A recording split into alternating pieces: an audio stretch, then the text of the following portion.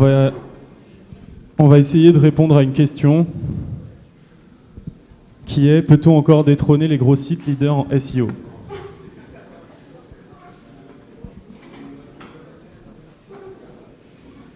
Nicolas, je te laisse te présenter, nous expliquer un petit peu ton parcours. Ouais, bonjour à tous, merci pour l'invitation Alexandre. Je suis Nicolas Plantelin, je m'occupe du SEO chez WeSNCF, anciennement WeSNCF.com. C'est 9 sites en 6 langues, je crois. Et avant, j'étais chez lastminute.com et encore avant chez NetBooster. Donc je fais du SEO depuis à peu près 9 ans. Voilà, de mon côté, Alexandre, je suis cofondateur de MyPoseo. Donc on est un outil qui permet de suivre et analyser le référencement. Et on travaille avec et on accompagne Nicolas sur la mesure de la visibilité de son site et de ses sites dans les moteurs de recherche. Et on va voir aujourd'hui un petit peu comment on travaille ensemble. On va voir comment Nicolas, en tant que leader sur son secteur, fait pour faire effectuer sa veille concurrentielle et éviter de se faire dépasser justement par des sites qui le challenge. Mais il va aussi vous donner potentiellement des tuyaux et des anecdotes pour faire en sorte de détrôner les sites leaders. Le sommaire et la présentation va se passer un petit peu comme ça. On va essayer juste de définir et de regarder un peu les sites leaders dans certains secteurs. Qui sont-ils? Quelle taille?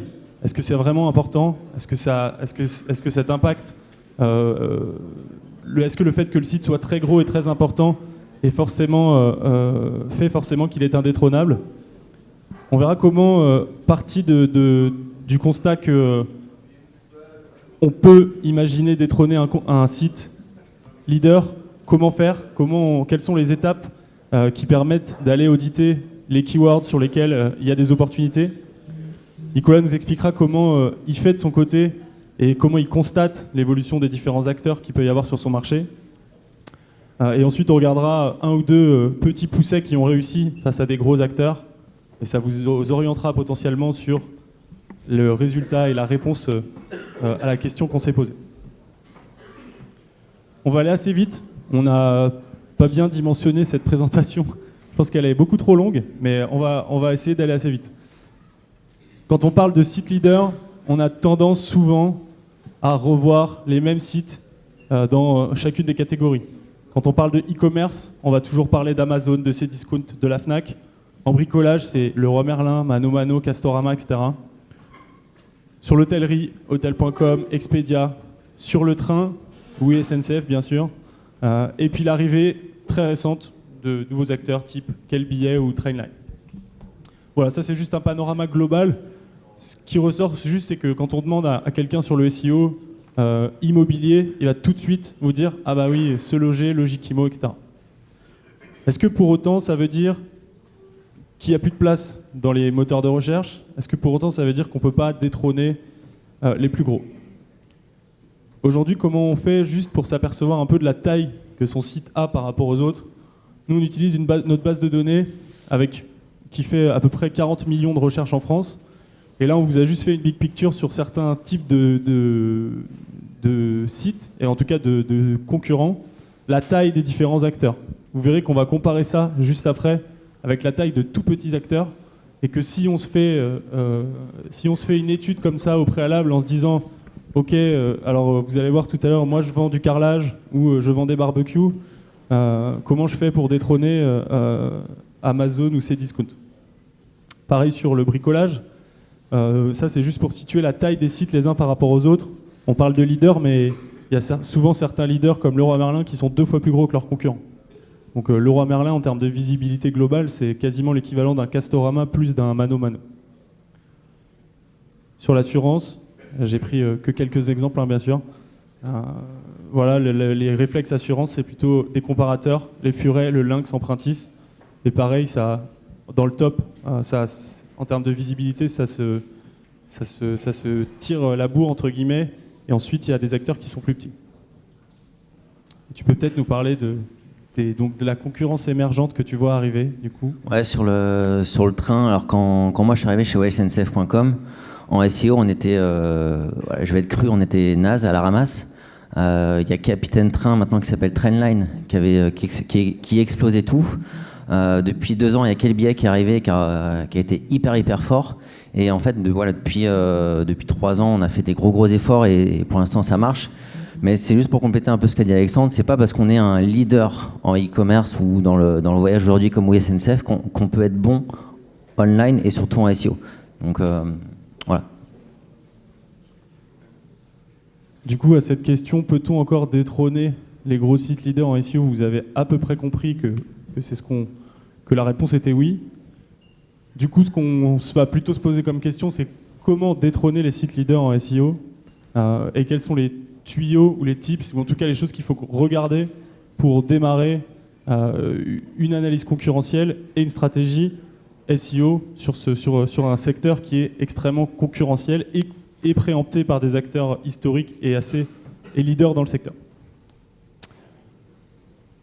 Je vais aller assez vite sur cette partie aussi, mais le principe et l'idée, c'est de se dire, soit je lance un site internet, soit je suis en train de lancer une gamme de produits, soit je veux diversifier mon activité en ligne, et je vais forcément me poser la question de savoir qui se positionne et qui se référence dans le moteur de recherche.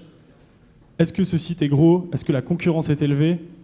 Donc là, l'idée et le principe, c'est de donner une petite méthode et quelques indications sur comment on va dérouler tout ça quand on veut aller chercher un leader sur son secteur. 4 étapes. Première étape, d'identification, de catégorisation, de recherche de mots-clés. Quelles sont les requêtes que les utilisateurs vont taper? Quels sont leurs volumes? Qu'est-ce qui est présent, du coup, en deuxième étape, dans les pages de résultats? Comment Google a construit sa page de résultats? Qui sont les sites qui sont référencés? Qui sont ses concurrents? Où est-ce qu'il y a encore des opportunités et comment est-ce qu'on peut les détecter? Est-ce qu'il y a des requêtes sur lesquelles les concurrents sont moins performants? Est-ce qu'il y a des requêtes sur lesquelles il n'y a pas mes concurrents? Et comment est-ce qu'on les trouve? Et ensuite, comment on prépare sa stratégie de contenu? On ne va pas aller jusqu'à la préparation de la stratégie de contenu, on va regarder 2-3 étapes en amont sur les premières phases.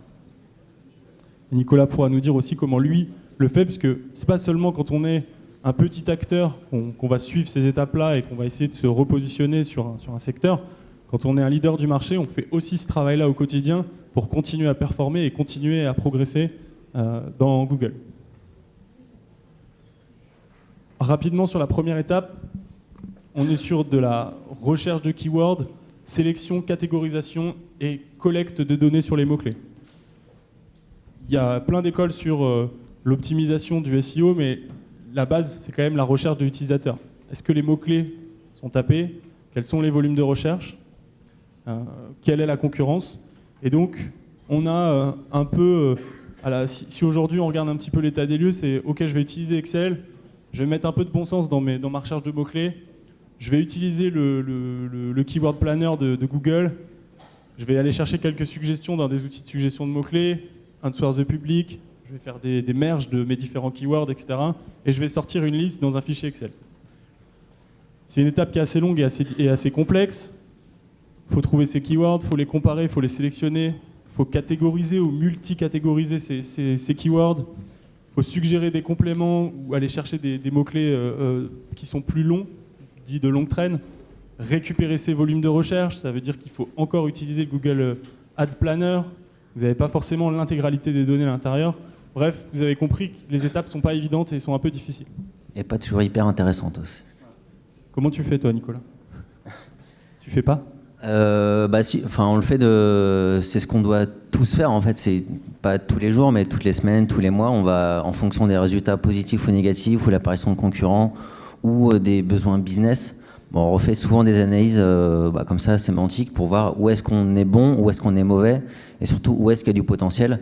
Donc après, on utilise différents outils que tu mentionnais, mais voilà, faut sans arrêt le faire, utiliser les bons outils pour prendre les bonnes décisions. C'est le petit moment où on fait un peu d'auto-promo. Mais du coup, chez MyPoseo, on est parti de ce constat-là et de la récurrence du constat. Et c'est que le problème, c'est de faire tout ce qu'on a dit sur la slide d'avant, à savoir trouver, comparer, sélectionner, catégoriser, avoir des suggestions, récupérer mes volumes, analyser les SERP et analyser ma concurrence. Si je pouvais faire tout ça dans un seul outil, ce serait top. On va lancer très prochainement un outil qui est intégré à l'intérieur de la solution. À la base, MyPoseo fait le suivi de la visibilité dans le moteur de recherche. Et on est revenu une étape en avant pour se dire comment on fait en sorte d'accompagner nos clients et nos utilisateurs sur je fais ma sélection, je catégorise et je vais chercher mes données. L'étape d'après, une fois que j'ai sélectionné mes keywords, que j'ai catégorisé, multicatégorisé, ce qui va nous intéresser, c'est qu'est-ce qui se passe dans les SERP. Et on voit qu'aujourd'hui, et on en parlera un peu cet après-midi dans une table ronde, l'évolution de la SERP et l'évolution des critères de référencement a évolué de manière très importante. Ce qui fait qu'aujourd'hui, Google essaie de nous conserver sur ces pages et que quand on fait une étude d'opportunité, on va se retrouver très rapidement avec ce genre de requête. Alors là, j'ai exagéré un peu le trait juste pour vous montrer, mais où j'ai par exemple que de la vidéo, où j'ai par exemple que de l'actualité, que de la vidéo, que des actus chaudes. On voit le père de famille fan de foot. Hein. Et qui regarde des dessins animés aussi pour mon fils. Et du coup, pour compléter, il faut toujours regarder c'est pas parce qu'un mot-clé a beaucoup de volume de requêtes que on va juger pertinent de se positionner, parce que s'il y a que des vidéos, moi personnellement dans le voyage, j'ai des requêtes où il y a 4 annonces SEA, après il y a une Google Map, il y a potentiellement d'autres types de résultats, c'est un peu comme là. Donc en fait, même en étant premier en SEO, année après année, en fait, en étant en premier en SEO, je vois aussi le trafic SEO qui baisse, même en restant premier. Parce qu'avec toute cette pub-là, en fait, est-ce que c'est encore pertinent d'essayer de se positionner sur ce type de requête? Donc ça, il faut aussi le prendre en compte quand vous faites les audits. Donc, pour détrôner un leader, potentiellement, il faut s'assurer déjà qu'il y a de la place, et ensuite de qui est positionné. Et la première chose à faire, c'est de regarder s'il y a de la place. Comment on pourrait déterminer une petite formule d'opportunité? Comment je fais pour saisir l'opportunité? J'ai une formule à Voscavo et elle est extensible et elle est compressible à souhait. Je vais regarder des expressions sur lesquelles j'ai un volume moyen ou faible. Moyen ou faible, ça part à 10 recherches par mois. Faible, donc 10 recherches. Moyen, c'est plutôt du 500, 800. Je vais regarder s'il y a de la place au-dessus de la ligne de flottaison et combien il y a de résultats sur la première page de Google. Et donc en fait, on a un petit indicateur chez nous qui s'appelle la couverture physique en pixels et qui va vous dire, voilà, sur une requête, alors bon, j'ai pris des requêtes film, mais sur une requête type Toy Story 4, en fait, il n'y a quasiment rien au-dessus de la ligne de flottaison et il n'y a quasiment pas de résultats SEO sur ce premier résultat, sur cette première page. Forcément, ce n'est pas une requête sur laquelle je vais essayer d'aller positionner une page de contenu autre qu'une vidéo. Sur Suicide Squad, c'est un peu mieux. Et puis sur Price of Movie Ticket, ça a l'air d'être quand même un petit peu mieux en termes de SEO. Par contre, au-dessus de la ligne de flottaison, c'est quand même un peu mort. Ça fait partie de la première chose qu'on analyse et qu'on va pouvoir déjà regarder avant même d'aller chercher la concurrence. C'est une pré-étape qui, pour moi, et en tout cas nous semble essentielle, c'est est-ce qu'il y a de la place sur la première page et est-ce que je vais être cliqué? Quand j'ai regardé tout ça, je vais analyser ma concurrence. Et c'est là que quand on veut détrôner un gros acteur, on peut vite déchanter.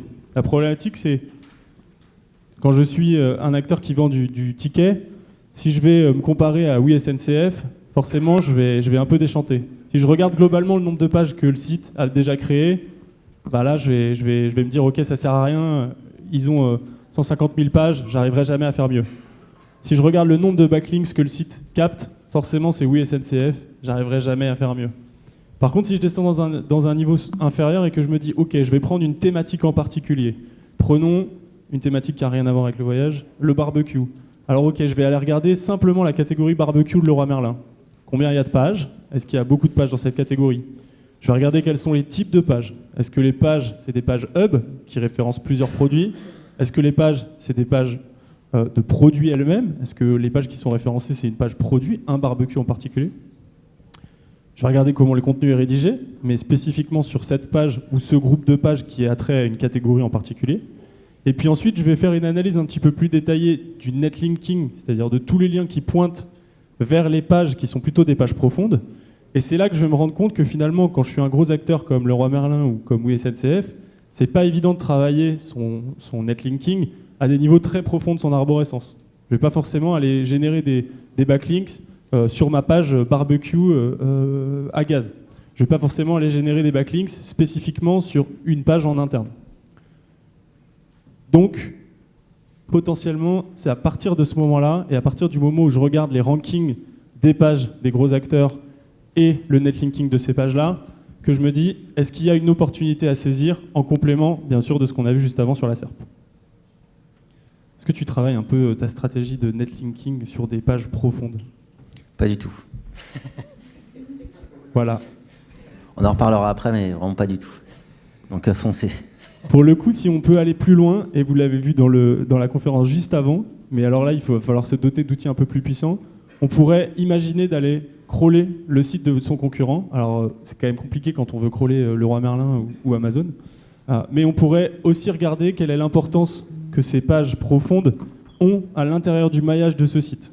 Si vraiment on voulait aller chercher la concurrence au plus loin sur cette partie-là, on pourrait aller jusque-là. C'est-à-dire, comment je fais pour voir l'inrank des pages sur lesquelles je vais me battre, avec lesquelles je vais me battre, sur certains keywords. Voilà globalement comment il faudrait conduire un audit, ou en tout cas une analyse d'opportunité, si on voulait aller détrôner un site leader, selon moi. Bien sûr, le cas va changer en fonction de la thématique, le cas va changer en fonction de la compétitivité du secteur. Ce qu'on va essayer de voir aujourd'hui, c'est comment Nicolas, lui, il continue de progresser en tant que leader, et est-ce qu'il y a des gens qui arrivent quand même à venir le chercher. On a découpé ça en 3 aspects. Une partie sur les aspects techniques, une partie sur les aspects contenu, et une partie sur les aspects popularité et netlinking.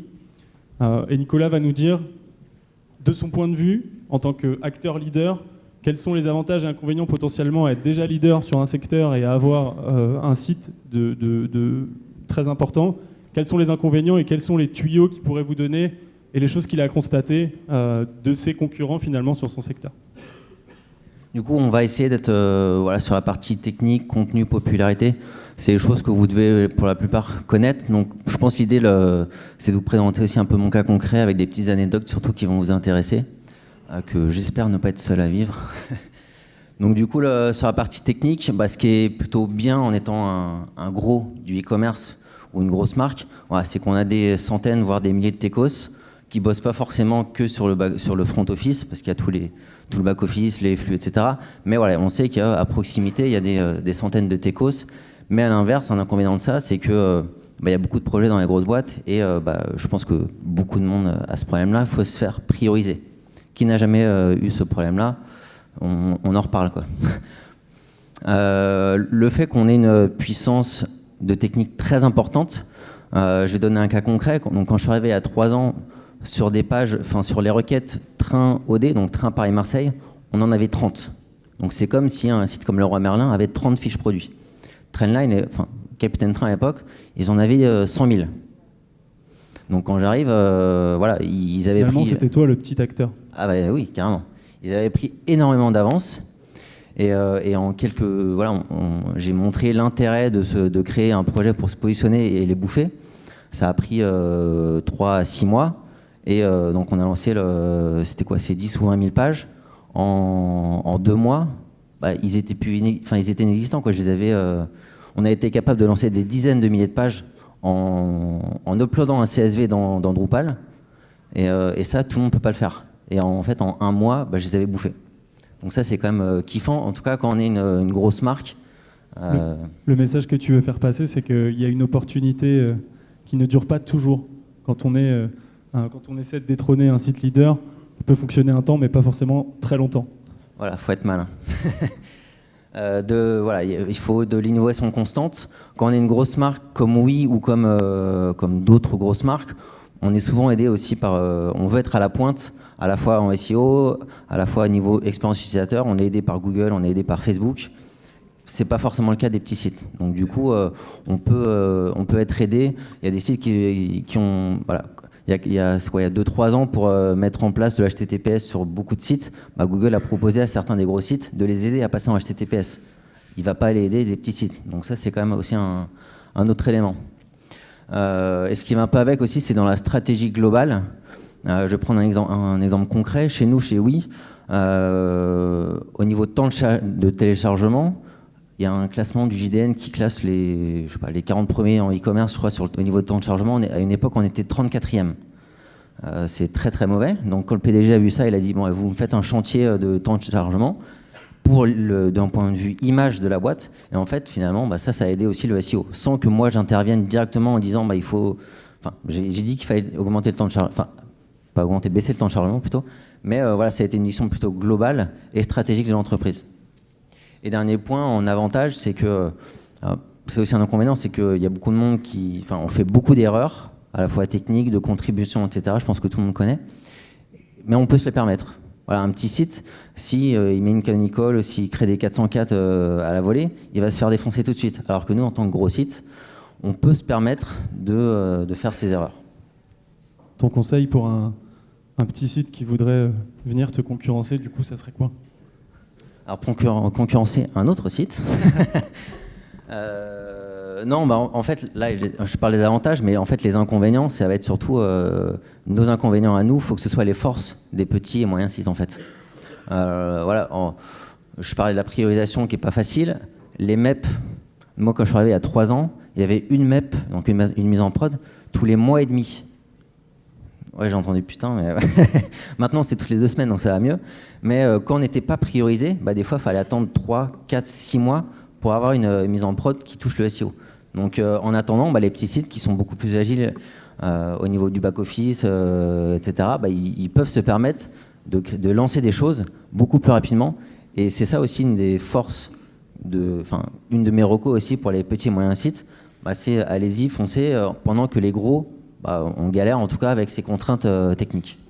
On verra l'exemple des featured snippets et le fait que quand il y a un changement technique sur un gros site, ça demande beaucoup plus d'investissement, tandis que sur un petit site, l'opportunité, c'est qu'on est assez agile et qu'on a la possibilité de prioriser mieux les choses et donc d'aller chercher sur des mises à jour de Google, des mises à jour de techno, de faire sa mise à jour beaucoup plus rapidement quand on est un gros acteur du marché et donc de profiter et de bénéficier en tout cas de la fraîcheur des mises à jour. Sur la partie contenu, rien de nouveau, mais c'est vrai que quand on est gros, on a des gros moyens financiers. On a un pôle édito en interne chez nous, donc c'est pas le cas de toutes les boîtes, mais il y a beaucoup de boîtes qui en ont, et du coup ça permet de créer du contenu, pas forcément que pour les SEO, mais ça permet de rafraîchir le site. Quand on n'a pas ce pôle édito, on peut passer par des prestats, voilà, ça se fait beaucoup.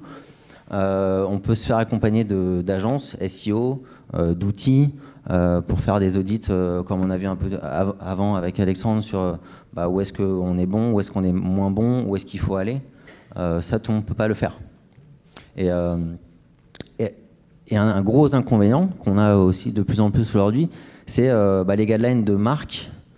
Nous, donc, on est une nouvelle marque depuis 6 mois. On est en train de refondre tout ce qui est branding, plateforme de marque, etc. Et en fait, j'ai reçu une présentation la semaine dernière sur comment on va commencer à rédiger les nouveaux contenus, etc. Et pour être concret, aujourd'hui, on a des pages week-end. Donc, week-end à Bordeaux, par exemple. Et en fait, dans la nouvelle identité de marque, ils veulent être fun. On sait que fun et SEO, généralement, ça va pas ensemble. Et du coup, leur proposition, c'était plutôt, à la place de week-end Bordeaux, c'était week-end bucolique à Bordeaux. Ça, dans les grosses boîtes, on l'a souvent, c'est pas le cas dans les petits. Donc, le search volume doit pas être le même. Voilà, donc du coup, j'ai mis un gros veto tout de suite, mais va falloir que j'aille me battre aussi avec la com en face. Et ça, c'est pas le cas de toutes les petites boîtes. Du coup, quand vous êtes un petit acteur, vous pouvez vous positionner sur week-end bucolique à Bordeaux et potentiellement mettre le pied dans une requête qui sera bientôt préemptée par Nicolas. Allez-y, je vous laisse vous positionner dessus. Du coup, sur cette partie contenu, le fait qu'il y ait des guidelines aussi, est-ce que, pour le coup, ça vous empêche parfois d'aller chercher certaines requêtes, au-delà du fait que ça va transformer parfois certains contenus? Est-ce qu'il y a des guidelines qui t'empêchent d'aller chercher certaines requêtes sur lesquelles tu sais que tu as une opportunité et que tu sais qu'en tant que leader, tu vas pouvoir te positionner, mais qui finalement n'est pas validé du fait qu'il y a des décisions en interne? Oui, il y a un côté plutôt marque, voilà, comme je disais, si il y a des thématiques sur lesquelles on ne veut pas se positionner, tout ce qui est pas cher, etc. Voilà, il y a une image de marque on est au prix normal, on n'est pas cher. En plus, le train, on sait que c'est pas cher. Alors que c'est ce qui est requêté. Mais du coup, si je mets train pas cher, moi, la directrice market, elle va me dire ouais, mais faut pas se positionner sur train pas cher parce que c'est recherché, certes, mais c'est pas notre image de marque. Alors qu'à l'inverse, des concurrents, ils vont pouvoir se positionner, en profiter parce que nous, d'un point de vue image de marque, potentiellement d'un point de vue juridique aussi de temps en temps, on ne peut pas et on n'a pas le droit de se positionner. Et après, il y a un autre aspect, c'était plutôt l'aspect d'avant sur la partie technique. On ne peut pas forcément toujours créer ce qu'on veut, lancer des nouveaux templates, des nouveaux types de pages, etc. Et du coup, moi, ça fait 3 ans que je me positionnais sur des requêtes type week-end romantique à Paris, etc. Parce que je sais qu'il y a du volume et je sais que ça marchait chez Last Minute. Mais ça n'a jamais été priorisé, donc on attend. Donc il y a encore des opportunités pour les petits acteurs. Le tuyau, là, c'est en gros analyser les requêtes sur lesquelles les gros acteurs ne sont pas forcément, du fait d'une stratégie édito en interne, analyser les requêtes qui sont potentiellement plutôt longue traîne. On rigole, mais si ça se trouve, le week-end bucolique, c'est quelque chose qui est effectivement déjà bien tapé. Pareil avec des outils qui vont chercher en masse les keywords sur lesquels les sites sont référencés. Vous avez la possibilité de vous comparer par rapport à des gros acteurs et de regarder des secteurs sur lesquels ils n'ont pas préempté du tout les contenus. Attention quand même, ça ne veut pas dire qu'ils ne le feront jamais, mais en tout cas, ça veut dire qu'il y a encore certaines choses à faire.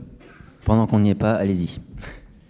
Sur la partie popularité, tu vas nous expliquer, vu que tu ne fais pas de netlinking vers tes pages profondes, est-ce que tu fais du netlinking tout court? Même réponse que tout à l'heure, pas du tout. Non, l'avantage d'être une grosse marque comme nous, c'est qu'il y a une popularité. Voilà, notre site voyagesncf.com, maintenant ça avait 16 ans. Donc il n'y a pas beaucoup de sites sur le web qui ont autant d'historique et de popularité. En plus, on était en monopole. Donc du coup, les gens étaient obligés de venir chez nous pour réserver leur billet de train jusqu'à une époque. Voilà, donc du coup, tous les backlinks qui venaient chez nous, toutes les mentions, ça pointait vers chez nous. Donc en fait, moi en tant que SEO, je suis un peu peinard là-dessus. Il y a une notoriété tellement forte et un poids tellement fort de l'historique. C'est génial. Du coup, on ne fait pas de travail nécessaire, que ce soit donc, au niveau de netlinking, au niveau de des keywords génériques ou sur les landing pages un peu plus profondes. C'est une question de budget, une question de temps aussi surtout. Voilà, on n'est que 2 au pôle SEO pour autant de sites, donc on ne peut pas le faire. Voilà, puis il y a tout le temps de la communication, qu'elle soit bonne ou mauvaise, avec les grèves, etc. On a gagné, je pense, beaucoup de backlinks, beaucoup de mentions. Voilà, donc ça se fait un peu tout seul. Donc pour l'instant, je pense qu'il y a des gros sites qui en font. Voilà, je parle pour moi, mais je pense qu'il y en a plein qui en font. Est-ce que du coup, c'est un truc que tu recommanderais pour un petit acteur? Est-ce que c'est le genre de choses qu'il faut mettre en avant, à savoir aller travailler son maillage externe vers des pages profondes et détrôner et potentiellement aller détrôner les gros sites sur des requêtes très spécifiques en travaillant des pages très spécifiques que les gros acteurs n'ont pas travaillé, quoi. Ouais, parce que pour se positionner sur des requêtes très génériques, ça va peut-être être très compliqué ou ça prendra du temps. Par contre, là, comme on voit depuis tout à l'heure, en fait, l'idée c'est de regarder là où les forts sont peut-être moins bons ou inexistants. Donc c'est plutôt sur la longue traîne, middle long traîne. Donc voilà, il faut mettre en place la partie technique, la partie contenu et créer les backlinks. Voilà, parce que les gros potentiellement ne le font pas ou peu, parce qu'ils vont plutôt privilégier aussi les grosses pages et les gros keywords. On verra des exemples juste après, du coup, très concrets, de requêtes sur lesquelles les petits poussets ont réussi à détrôner les gros, et quels sont potentiellement les facteurs clés de succès. Et on reviendra sur cette partie netlinking de page profonde.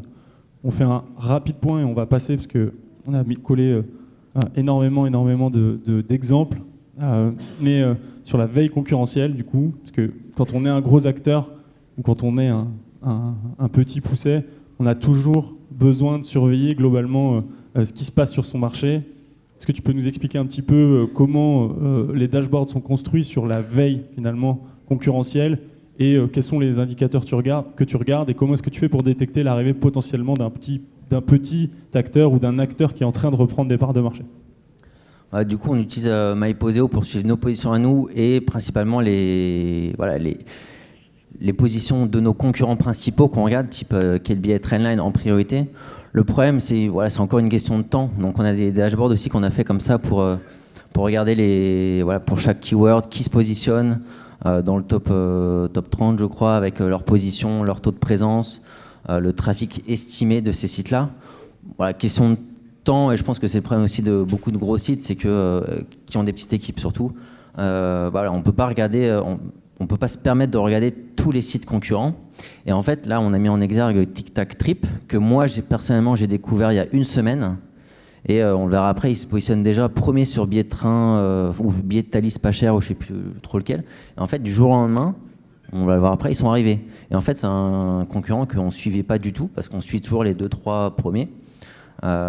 Et du coup, je pense que c'est hyper important. Et ça, c'est une de mes recos perso. Faut prendre le temps en fait, de regarder via ces dashboards-là qui apparaît et qui disparaît. Parce que voilà, on voit là que les sites type Wigo, etc., qu'on surveille, en fait, ils baissent vachement, donc tout va bien. Par contre, s'ils baissent, c'est qu'il y en a qui gagnent. Donc TicTacTrip, on voit qu'en 6 mois, ils ont explosé le nombre de requêtes. Et, ça voudrait dire qu'un petit pousset peut détrôner Oui SNCF? Pour le moment. Pour le moment. Ouais, là, donc il y avait un petit focus qui a été fait. Voilà. Du coup, il y a une analyse globale de toute la concurrence qui permet de voir arriver les petits acteurs. Et puis, il y a une analyse aussi globale, détaillée, de la concurrence de Nicolas, et qui permet de regarder certains indicateurs. Tu peux peut-être nous les commenter. Autant tu t'es fait peut-être prendre des positions par TicTacTrip, autant par rapport à tes concurrents principaux, peut-être nous commenter ce chiffre. Ouais, c'est surtout quel billet qui était en fait leader en SEO il y a 2 ans, on peut le dire. Depuis 2 ans, du coup, j'ai analysé tout ce qu'ils ont fait, etc. On a lancé pas la même chose, mais la même chose en mieux. C'est le but de l'analyse concurrentielle. Hein.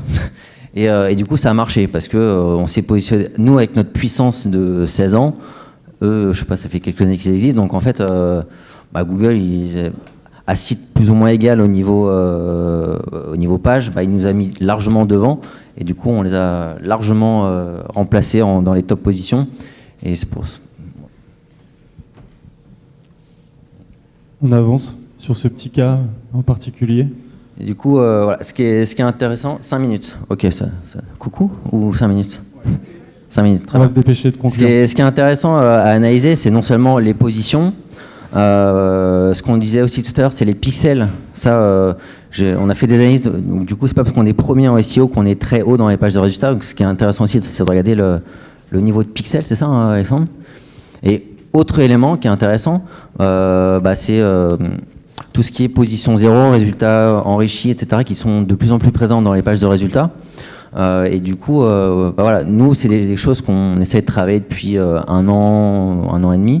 Et qu'il faut qu'on monitore. Et du coup, nous, on voit sur nos mots-clés combien de fois on est en position 0, combien de fois quel billet est en position 0. Et en fait, depuis, on voit assez bien sur le graphe de droite, c'est que depuis que nous, on travaille la position 0 parce que quel billet y était, en fait, nous, si on travaille bien le truc, on est en train de bouffer leur part de marché sur la position 0.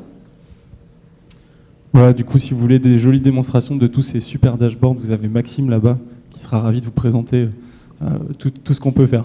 On va avancer rapidement sur 2 petits poussets.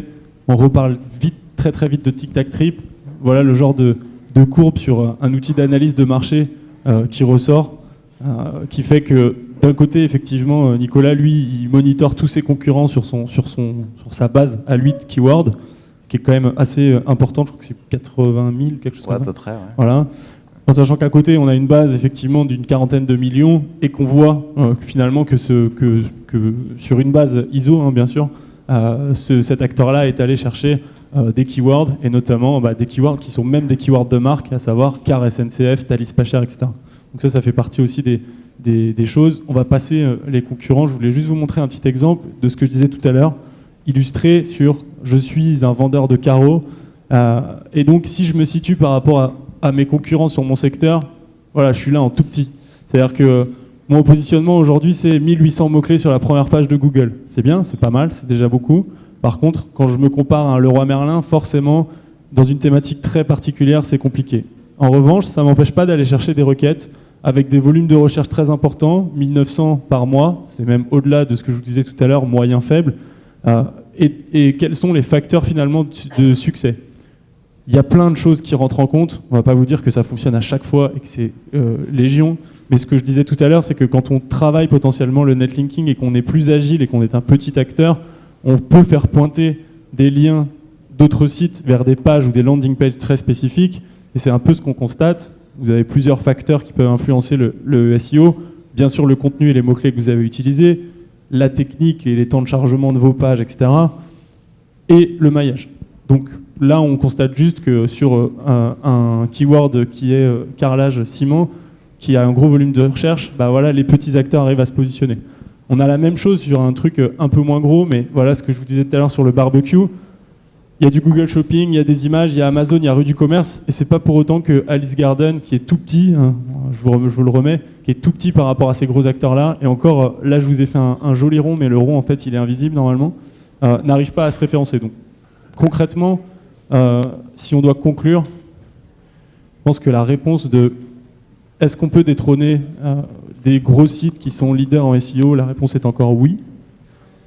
Les conseils que Nicolas et moi-même nous permettons de vous donner sont être agile et rusé. Quand on est un petit acteur, ça permet d'aller plus vite techniquement. Quand on est en veille constante et qu'on analyse ce qui se passe dans les SERP, qu'on a la possibilité de faire des modifications régulières de son site, de se mettre à jour par rapport aux guidelines de Google ou aux nouveaux formats qui sortent ou aux nouvelles contraintes techniques, bah, ça permet d'aller chercher notamment les featured snippets. Diversifier les types de pages, on n'est pas rentré en détail là-dedans, mais travailler des pages qui sont plus profondes et avec un maillage spécifique. Et puis voilà, travailler sa notoriété en vertical, sous-entendu, quand vous mettez en place une stratégie de netlinking, bah, pensez-la peut-être par produit ou par gamme de produits ou par thématique, là où les gros acteurs, eux, vont plutôt soit ne pas en faire, soit avoir une stratégie très très très globale. Ouais, juste pour résumer, mon petit mot, c'est quand on est un petit site, profiter des inconvénients des gros sites qu'on a vus, profiter pendant qu'on peut, voilà, parce que ça se trouve, les gros sites, dès qu'ils voient que vous êtes là, bah, ils vont vous copier, et tous les avantages d'être un gros site, bah, ils vont s'appliquer, et du coup, bah, vous allez être moins bien positionné. Donc, voilà. Et je pense qu'il faut utiliser tout ça, chacun de ses avantages, ses inconvénients. Nous, on utilise les inconvénients des petits sites, les petits sites utilisent les inconvénients des gros sites, voilà, pour être plus agile et aller plus vite. Très rapidement, si vous avez une question, parce qu'ensuite on va enchaîner.